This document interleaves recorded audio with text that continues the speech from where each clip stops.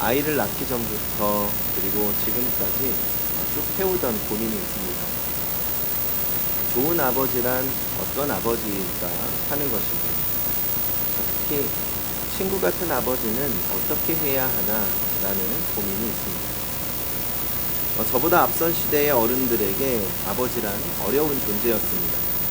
저만 해도 이제 나이가 들어서 아버지와 농담도 하고 이런저런 이야기를 하지만, 어릴 적에는 어머니와 다르게 아버지가 좀 어려운 존재였습니다.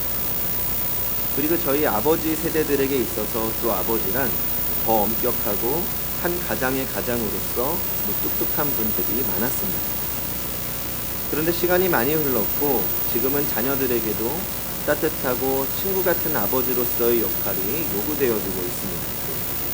그래서 저도 친구 같은 아버지가 되어야겠다고 생각했습니다. 아이와 재미있게 놀아주고 아이가 편하게 생각할 수 있는 아버지입니다. 그래서 아이와 잘 놀아주기만 하면 될 거라고 생각했습니다. 그런데 이게 제 생각과는 다른 관계가 될 수 있다는 생각이 들었습니다. 아이가 원하는 대로 놀아주기만 하면 친구는 될 수 있지만 친구 같은 아버지와는 거리가 있다는 겁니다. 실제로 이런 문제로 상담을 요청하는 아버지들이 있다고 합니다. 자녀가 원하는 대로 놀아주기만 하다 보니 자녀에게 아버지로서의 권위는 인정받지 못한다는 거죠. 아버지의 말을 우습게 여기거나 오히려 자기보다 못한 존재로 여기는 경우들이 있다고 합니다. 그러다 보니까 훈육이 제대로 이루어지지 않는 겁니다. 그래서 친구같이 편하게 잘 놀아주면서 동시에 아버지로서의 권위를 갖고 역할을 감당하는 균형 있는 아버지가 되기 위해서 어떻게 해야 될까 고민이 되는 겁니다. 지금 윤희가 그렇다고 저에게 버릇없이 대하거나 훈육이 이루어지지 않는 것은 아닙니다. 제 아들이지만 이 마음이 여려서 조금만 엄하게 해도 이 눈물이 핑 도는 모습을 보면 제 마음이 약해져서 더 엄해지기가 어렵습니다. 그러면서도 아버지로서의 훈육도 잘하면서 또 잘 놀아주는 친구 같은 아버지가 되기 위해서 어떻게 해야 할까 고민이 되는 겁니다. 왜냐하면 앞으로 청소년기, 청년기를 거치면서 더 좋은 관계를 만들어가고 싶기 때문입니다.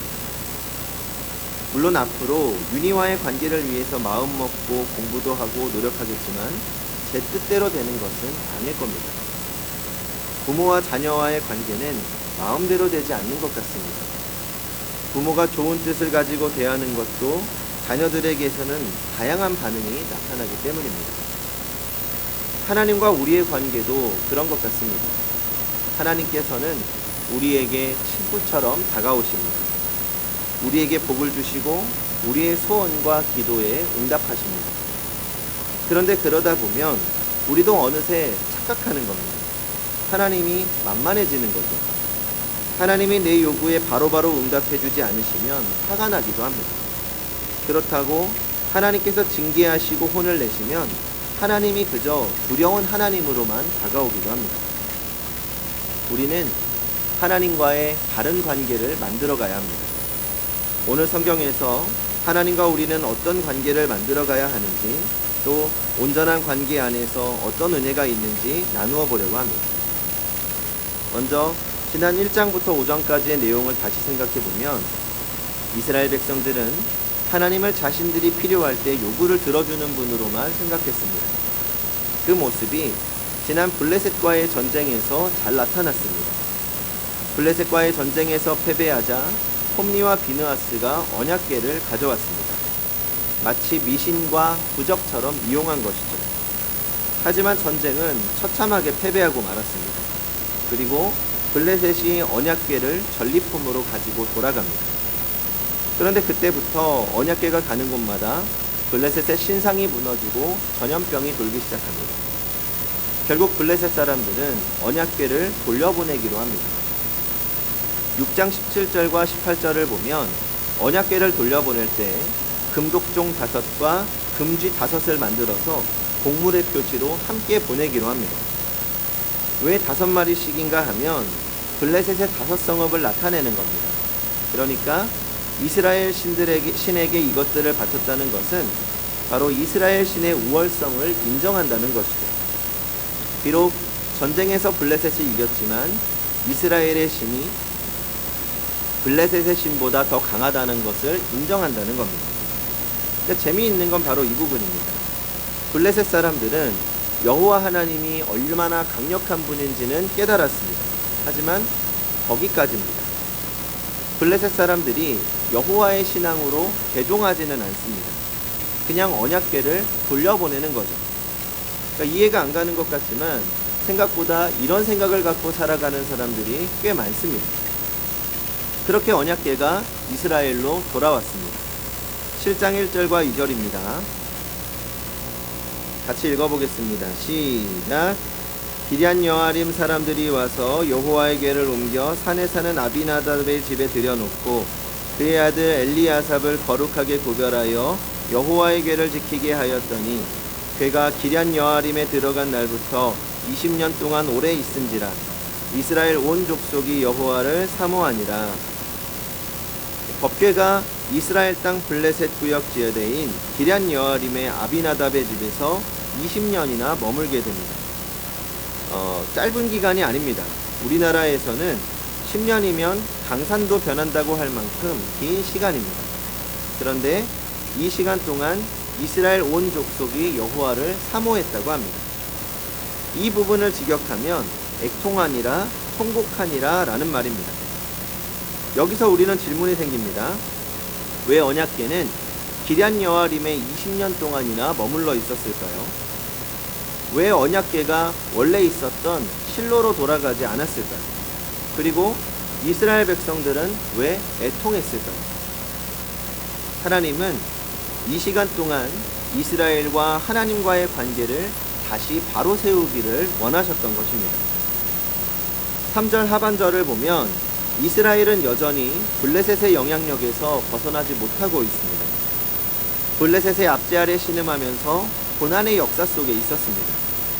이런 상황에서 이스라엘 백성들은 하나님의 도우심을 간절히 구하게 되었습니다. 단순하게 전쟁에서 이기는 것이 문제가 아니라 하나님이 필요했습니다. 힘들 때 함께 하시는 하나님, 위로하시는 하나님, 승리하게 하시는 하나님, 그 하나님을 더욱 사모하게 됩니다. 이스라엘은 20년 동안 하나님과의 바른 관계를 이루어야 한다는 것을 깨달았습니다. 그런데 아직 완전히 해결되지는 않았습니다. 그리고 그때 사무엘이 이스라엘 역사의 전면으로 등장하게 됩니다. 7장 5절을 같이 보겠습니다. 7장 5절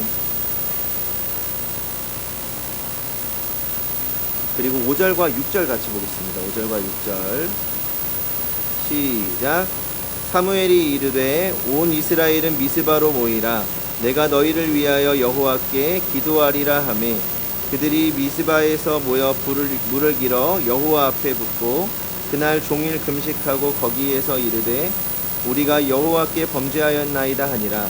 사무엘이 미스바에서 이스라엘 자손을 다스리니라. 아멘.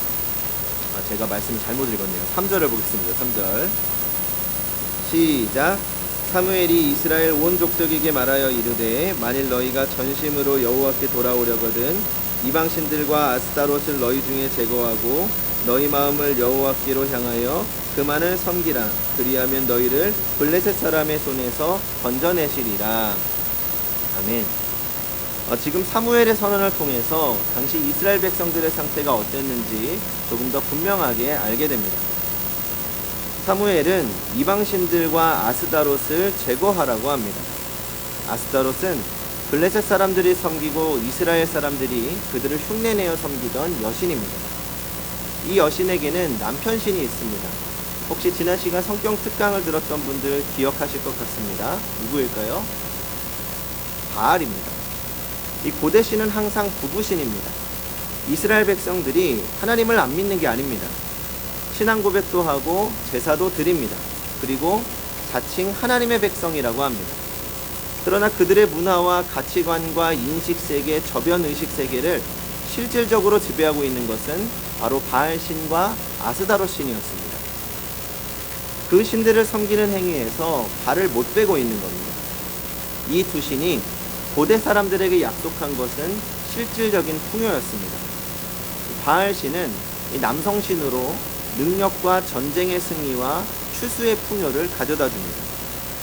이 바알신에게 접하려면 반드시 그 부인인 아스타롯 신을 같이 섬겨야 됩니다. 그러면 바알신과 아스타롯 신이 부부라면 부부는 부부관계를 맺게 되겠죠. 그래서 이 두 신상을 만들어서 안치해 놓고 이 섬기는 고대 신전 안에서 당시 사람들이 온갖 난잡한 섹스 파티를 벌였던 것입니다. 사람들이 자기들의 실질적인 풍요와 물질적인 안위를 누리고 살기 위해서 그 신들 앞에 나아가서 신들과 똑같은 행위를 한 것이죠. 그러면 다시 이스라엘 백성들은 하나님을 섬기지 않은 것입니까? 하나님을 섬겼습니다. 그러면서 동시에 바알과 아스다롯을 섬긴 것입니다. 오늘로 풀어보면 이런 겁니다. 예배 시간마다 예배 드리고 11조도 드리고 봉사의 자리에서 봉사도 하고 헌신도 합니다.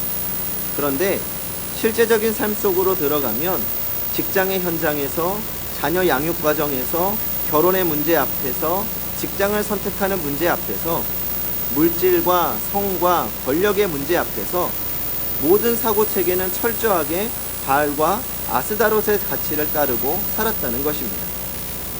철저하게 이중적 사고방식으로 살았습니다. 이것이 블레셋의 영향력에서 벗어나지 못하고 신음하던 이스라엘의 상태였습니다. 사무엘은 거기서 벗어나야 한다는 겁니다. 이제 양다리 걸치지 말고 너희 마음이 가는 대로 살지 말고 이제 정리하고 하나님과 바른 관계를 맺으라는 것이죠. 그러면 어떻게 우리는 하나님과의 바른 관계를 회복할 수 있을까요? 6절을 보겠습니다. 6절 시작. 그들이 미스바에 모여 물을 길어 여호와 앞에 붓고 그날 종일 금식하고 거기에서 이르되 우리가 여호와께 범죄하였나이다 하니라. 사무엘이 미스바에서 이스라엘 자손을 다스리니라. 사무엘은 이스라엘 백성들을 미스바에 모이게 합니다. 그리고 금식하며 하나님께 범죄하였음을 고백하며 회개합니다. 성도 여러분, 회개란 무엇입니까? 회개는 성경에서도 윤리나 도덕적인 개념으로 접근한 적이 없습니다. 회개는 반드시 하나님과의 관계 회복을 말합니다. 하나님께 돌아오는 것을 회개라고 합니다. 얼마 전에 이 참된 회개에 대해서 생각할 수 있는 재미있는 글을 하나 보았습니다.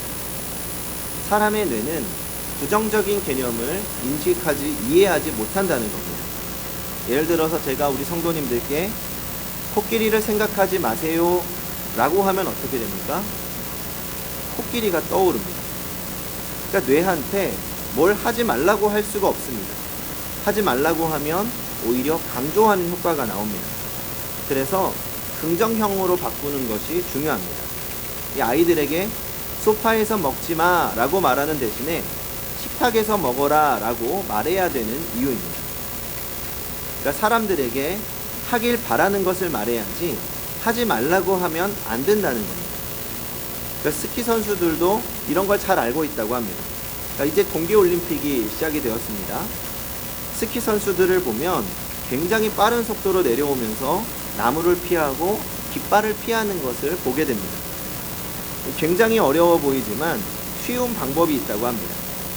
만약 빠른 속도로 내려오면서 나무를 피해 라고 생각하면 뭐가 눈에 보일까요? 나무밖에 안 보입니다. 나무밖에 안 보여서 피할 수가 없다는 거죠. 대신에 길을 따라가, 길을 봐, 눈길을 따라가 라고 생각한다는 겁니다. 그러면 그때부터 길만 보인다는 겁니다. 그러니까 나무에 박으면 안 된다고 생각하면 나무에 박게 된다는 거죠.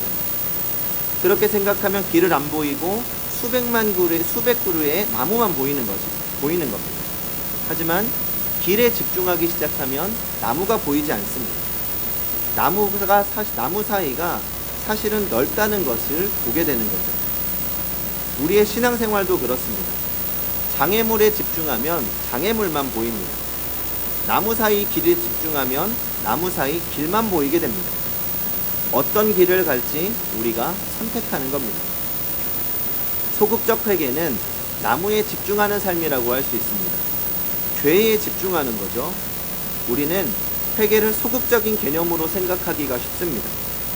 죄를 지으면 그 죄에 대해서 돌이키는 것, 다시는 그 죄를 짓지 않는 것입니다. 그래서 그 죄를 짓지 않기 위해 노력하는 삶을 회개하는 삶이라고 생각합니다. 물론 그것도 중요한 회개의 자세입니다. 하지만 참된 회개는 적극적인 회개입니다. 하나님과의 바른 관계 안에서 걸어가야 할 길에 집중하며 살아가는 것이 참된 회개입니다. 길에 집중하면 자연스럽게 나무를 피할 수 있기 때문입니다. 그래서 당연히 말씀과 기도가 중요합니다. 말씀과 기도는 나무 사이에 길을 보는 것과 같습니다. 하나님을 바라보는 것입니다. 말씀과 기도를 통해서 우리의 초점과 중심을 하나님께로 향하여 걸어가는 겁니다. 그러면 자연스럽게 우리는 죄로부터 멀어지고 목적지에 도착하게 됩니다. 그리고 이어지는 장면은 우리 삶에서 하나님과의 바른 관계가 얼마나 중요한 것인지를 보여주고 있습니다.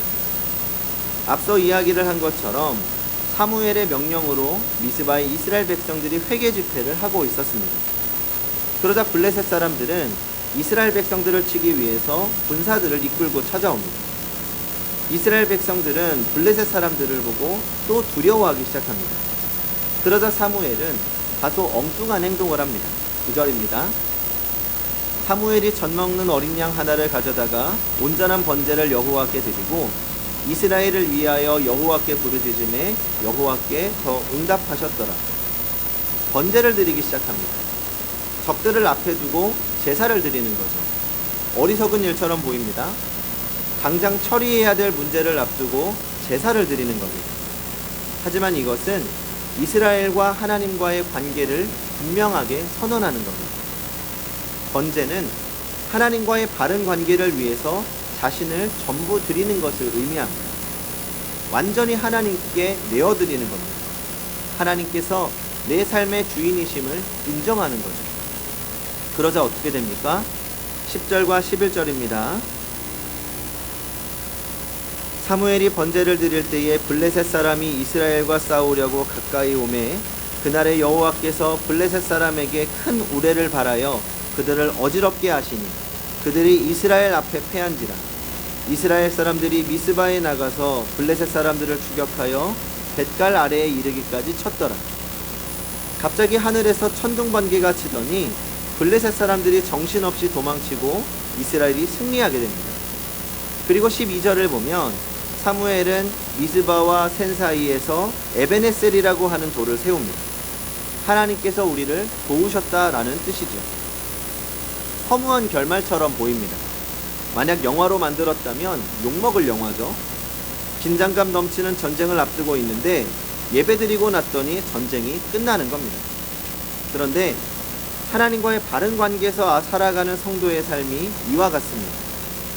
문제를 앞에 두고 문제에 집중하면 문제를 피할 수가 없습니다. 그러나 문제가 있어도 하나님을 바라보며 묵묵히 성도의 길을 걸어간다면 하나님께서 반드시 도우시고 승리하게 하십니다. 왜냐하면 하나님께서 우리보다 한 발 앞서가시며 우리의 손을 잡고 인도해 주시기 때문입니다. 빌리 그레함 목사님이 도시마다 다니면서 큰 전도 집회를 할 때 옆에서 특송을 하던 킴 웍스라고 하는 한국인 맹인 자매가 있었습니다. 이 자매가 하루는 깊은 신앙의 간증을 했습니다. 사람들이 소경인 저를 인도할 때 1000m 앞에 뭐가 있다고 가르쳐주는 사람은 거의 없습니다. 사람들이 저를 인도하는 방법은 늘 앞에 진흙탕이 있으니까 조심하세요. 층계가 있어요. 한 발만 올려놓으세요 하는 것입니다. 그들은 한 걸음 앞만 가르쳐줍니다. 그래서 저를 인도해주는 그분들의 말을 믿고 그분들을 의탁해서 따라가면 저는 언제나 제가 가고 싶어하는 곳, 또 제가 마땅히 가야 할 곳으로 가게 됩니다. 저는 하나님의 인도하심도 이와 같다고 생각합니다. 성도 여러분, 지금 우리와 하나님과의 관계는 어떻습니까? 내 목적과 이익을 향해 빨리 걸어가면서 하나님보다 한 발 앞서가면서 하나님께서 내 목적과 이익을 향한 길로 따라와 주기를 기대하고 있는 것은 아닙니까? 이제는 하나님보다 한 발 물러서서 하나님을 따라가야 합니다. 나의 아버지 되시며 내 삶의 주인 되시는 하나님, 하나님을 하나님으로 섬기며 하나님과의 바른 관계 안에서 살아가야 합니다. 그러면 에베네셀의 하나님께서 우리를 도우시고 선한 길로 인도하실 것입니다. 그렇게 하나님과의 바른 관계 안에서 도우심을 경험하며 승리하는 성도님들이 되시기 바랍니다. 기도하겠습니다.